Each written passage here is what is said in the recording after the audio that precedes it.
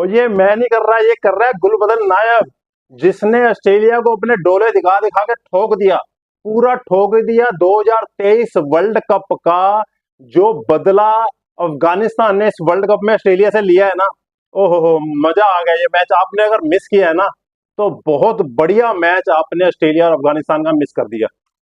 अफगानिस्तान ने ऑस्ट्रेलिया को ऐसे धो दिया कि लग ही रहा था। कल हरभजन सिंह जब इंडिया और बांग्लादेश के मैच की बातें हो रही थी ना, तब उसने इस मैच के बारे में थोड़ा बताया था। कहता मेरे को लग रहा है कि अफगानिस्तान ना ऑस्ट्रेलिया को इस बार फंसा लेगी। और वाकई भाई साहब, कल की बात जो हरभजन सिंह की थी वो फंस गए।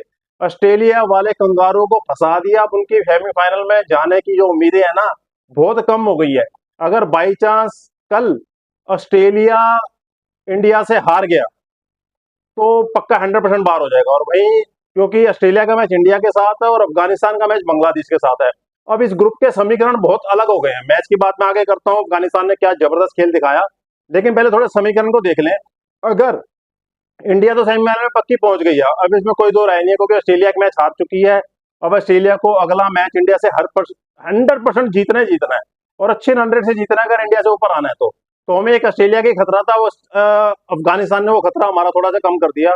अगर ऑस्ट्रेलिया कल का मैच हार गई, उधर अफगानिस्तान जीत गई बांग्लादेश से, तो अफगानिस्तान पहुंचेगी आपका सेमीफाइनल में। अगर अफगानिस्तान बांग्लादेश से हार गई, तो वो तीनों टीमों के चांस के रन रेट के ऊपर जाएगा, किसकी अच्छी है, ऑस्ट्रेलिया की अच्छी है, अफगानिस्तान की अच्छी है, बांग्लादेश की अच्छी है। तो तीनों के लिए ओपन हुआ पड़ा अभी सेमीफाइनल, अभी पक्का नहीं हुआ। कल के ऑस्ट्रेलिया इंडिया के मैच और अफगानिस्तान बांग्लादेश के मैच के ऊपर फिक्स होगा। अब ऑस्ट्रेलिया ने टॉस जीता और अफगानिस्तान को बैटिंग दे दी। मेरे को समझ नहीं आया, कल के मैच में आपने देखा नहीं, बांग्लादेश ने ये गलती की थी इंडिया के खिलाफ, और इंडिया ने 194 रन टोटल बोर्ड पे लगा दिए थे। तो आपको सोच कर देखना चाहिए था कि सेकंड इनिंग में थोड़ा सा बॉल रुक के आती है, रन बनाना इतना आसान नहीं होता। लेकिन ऑस्ट्रेलिया वाले इस टाइम कंगारू बन गए, पूरे कंगारू में कंगारू बन गए। अब अफगानिस्तान ने भाई साहब बहुत जबरदस्त स्टार्ट की। 15 ओवर तक तो उनकी कोई विकेट ही नहीं गिरी। स्लो खेले, लेकिन उन्होंने विकेट नहीं दी। 118 रन की पार्टनरशिप हुई गुलबदन और जारदन के बीच में। तो लग रहा था कि अफगानिस्तान 170-80 तक पहुंच जाएगी। लेकिन 15.5 ओवर की बॉल पे जब आपका गुरबाज आउट हुआ, 60 रन पे, 49 रन बॉलों पे 60 रन की जबरदस्त इनिंग खेल के गया, वो जब 118 पे आउट हुआ, उसके बाद टीम सिर्फ 30 रन ही जोड़ पाई। फिर जारदान आउट हुआ, फिर उमर जाई आउट हुआ, जन्नत आउट हुआ, रशीद खान, सारों ने मतलब कि नंबर लगा लिया। सिर्फ 30 रन जोड़े आपके गुरबाज के आउट होने के बाद। तो 148 का टोटल ऑस्ट्रेलिया जैसी टीम के सामने कम था, लेकिन इतना भी कम नहीं था कि आप इसको हल्के में लेके चले ऑस्ट्रेलिया वाले। और ऑस्ट्रेलिया वालों ने यही सोचा कि हम आराम से बना देंगे। पैट कमिंस ने इस मैच में दूसरी हैट्रिक ले ली भाई साहब। दूसरी मतलब कि पिछले मैच में भी उसने हैट्रिक ली थी, और इस मैच में फिर हैट्रिक ले ली। और दुनिया के इकलौते बॉलर हैं जो T20 वर्ल्ड कप में 2 हैट्रिक लेने वाले बन गए हैं। वेल डन पैट कमिंस, आपकी 2 हैट्रिक के लिए। अब बॉलिंग तो ऑस्ट्रेलिया ने कमबैक करके बढ़िया कर ली। जहां लग रहा था 160-70 के पार जाएगी अफगानिस्तान, लेकिन 100-150 के अंदर ही रुक गई। उसमें बॉलिंग तो आपकी ऑस्ट्रेलिया ने जबरदस्त कर दी। और सबसे बड़ा जो मैच हारने का कारण ऑस्ट्रेलिया का मैं बता दूं, सबसे बड़ा वो है कैच। ऑस्ट्रेलिया ने इस वर्ल्ड कप में सबसे ज्यादा कैच ड्रॉप किए हैं। सबसे ज्यादा, जो वर्ल्ड की नंबर 1 टीम बिल्डिंग के लिए मानी जाती है, उसने सबसे ज्यादा कैच ड्रॉप किए हैं इस वर्ल्ड कप में। और इस अफगानिस्तान के मैच में कम से कम 2-3 कैचे उन्होंने मेन प्लेयर की, गुरबाज की, जारदन की, रशीद खान, में सबकी कैचे छोड़ी उन्होंने। और वही अफगानिस्तान ने ये कैचे जबरदस्त, जो नामुमकिन कैचे पकड़ के इस मैच में वापसी की। तो ये सबसे बड़ा फर्क जो हार और जीत का था ना, वो फील्डिंग का था। ऑस्ट्रेलिया की फील्डिंग 0 थी और अफगानिस्तान की फील्डिंग 100% थी। अब बात थी ट्रेविस हेड और डेविड वार्नर की। डेविड वार्नर तो मैं आपको बता रहा हूं कि मैंने आपका आईपीएल में भी बोला था कि अब डेविड वार्नर को T20 से संन्यास ले लेना चाहिए, क्योंकि अब उनकी उम्र उसका वो दे नहीं रही, तकाजा नहीं दे रही कि आप रन बना लेंगे जाके। उनकी उम्र से, उनके बॉडी से पता चल रहा है अब। और वही हुआ, ट्रेविस हेड जल्दी आउट हुआ, नवीन उलक ने उसको भाई साहब पहले ओवर में चलता कर दिया। जो सबसे बड़ा खतरा था ट्रेविस हेड, वो चलता हुआ। तो उसके बाद वार्नर के ऊपर जब प्रेशर बना, तो वार्नर भी आके नबी की गेंद पे, पहली गेंद पे आउट हो गए। और 32 रन पे 3 विकेट ऑस्ट्रेलिया के चले गए थे भाई साहब।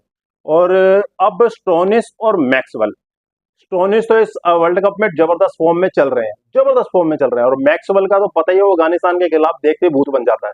वो ऐसा भूत बनता है कि अफगानिस्तान को सोचता है कि ये इनको मैं मसलूंगा। और वो कर भी वैसे रहा था।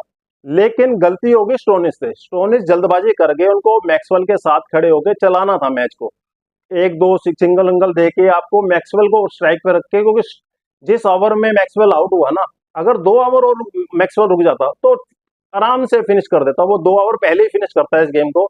लेकिन स्टोनिस की बहुत बड़ी गलती है, और इस गलती के पीछे का कारण मैं आपको बताता हूँ कि अफगानिस्तान ने क्या चाल चली। जब 10 ओवर में 71 रन हो गए, 3 विकेट ही आउट थे, 32 में 3 थे, और 10 ओवर के बाद भी वैसा 3 ही विकेट थे, स्टोनिस और मास जम गए थे, लग रहा था कि निकाल लेंगे। और 10 ओवर के बाद जब ड्रिंक ब्रेक हुआ, उस ड्रिंक ब्रेक में अफगानिस्तान ने पता नहीं कौन सी अपनी रणनीति बनाई, क्या उसके कोच ने आके, ड्रेवन ब्रेवो ने बोला, या उसके किसी कोच ने आके बोला कि आप इस तरीके से करो, और वो राशिद खान ने किया और वो पत्ता काम कर गया। वो पत्ता था गुलबदन नायब। गुलबदन नायब ने 4 ओवर में 20 रन देके 4 विकेट्स लिए।